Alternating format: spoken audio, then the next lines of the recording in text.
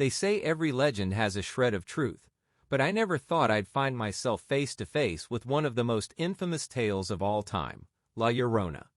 Her name alone is enough to send chills down spines across generations, a weeping woman searching for her lost children, cursing anyone who dares to cross her path. I grew up hearing stories about her, like everyone else, but I never believed them. Not until this happened to me. It was supposed to be a simple trip, a few days away from the noise of the city, reconnecting with nature.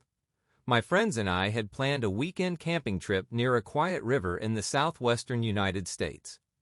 The area was remote, miles away from any town or cell service, but it was beautiful, untouched, and perfect for disconnecting from the world. When we arrived, the air was thick with the smell of pine and the faint murmur of the river winding through the valley.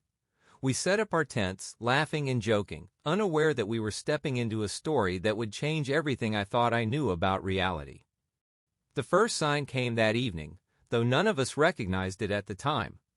As the sun dipped below the horizon, casting the sky in deep purples and oranges, an eerie stillness settled over the forest.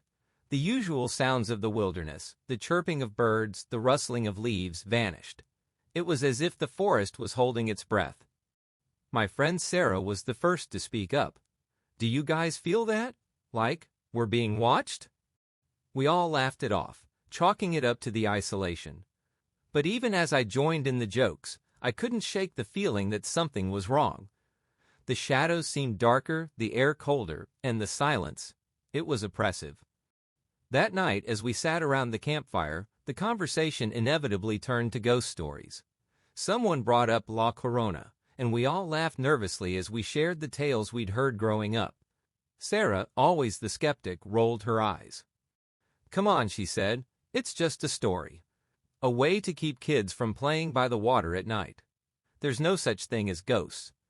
I wanted to agree with her, but as the fire crackled and the shadows danced around us, I felt an unease I couldn't explain. It was as if the very mention of her name had summoned something. What happens next will haunt you. Watch the full story now on Frightful Murmurs.